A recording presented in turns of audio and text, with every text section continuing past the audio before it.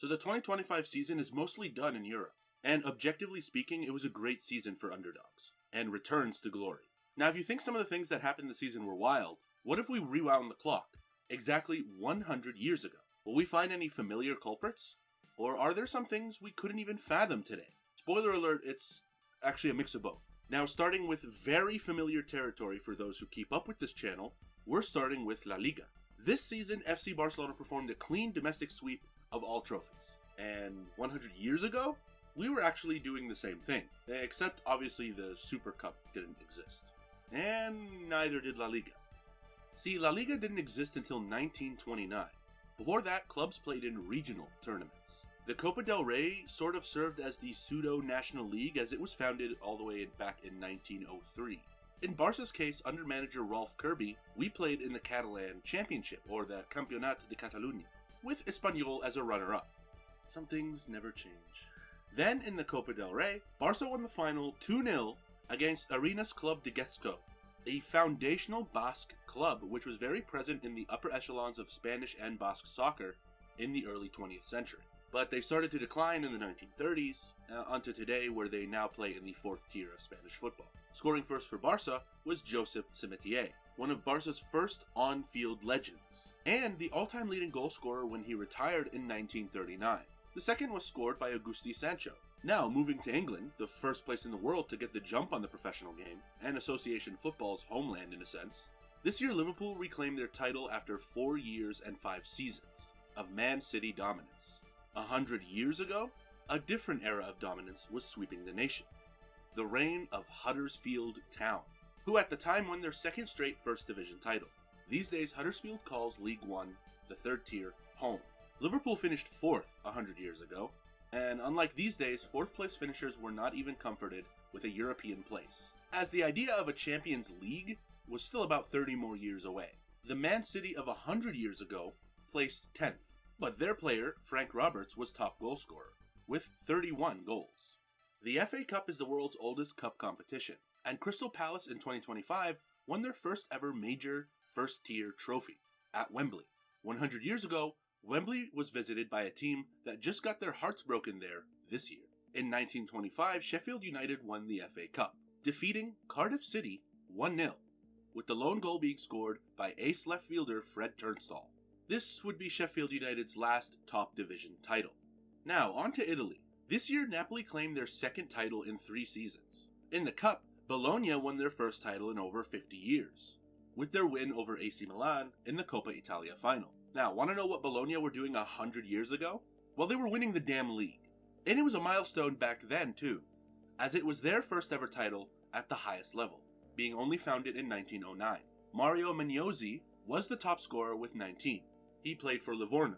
Now, you might be wondering, what about the Coppa Italia? Did Bologna win that too in 1925? Unfortunately, the Coppa wasn't played, as it was not yet popular enough to be a recurring tournament. The latest champion up to this point was Vado, who play in the 4th tier these days, and they won that back in 1922. The Coppa Italia would be absent from the Italian football calendar until 1935, where it's been a staple ever since. Now let's head to Germany.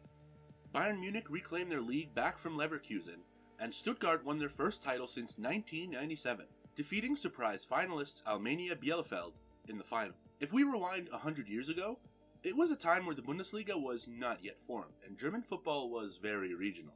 The same sort of case as Spain earlier in this video. But the champions of every region, and starting in 1925, funnily enough the runners-up of every region, would qualify for the German Championships, a knockout tournament, and the 1925 tournament was won by FC Nuremberg, who were a force to be reckoned with in the 1920s, with this being their 4th title in 5 seasons. And just like Italy, the cup competition was not a thing yet, so no DFB Pokal winner here. Nuremberg won the title 5 more times in the 20th century, with the last so far being 1968. Their latest title at all at the highest level is the 2007 DFB Pokal, where they beat today's champions Stuttgart. Nuremberg have been missing from the Bundesliga since 2019, kicking about in the 2 Bundesliga. So finally, in France. This year was especially boring, as PSG claimed both the league and cup titles. Funnily enough though, 100 years ago, it was also a Parisian party when it came to football. But it wasn't PSG.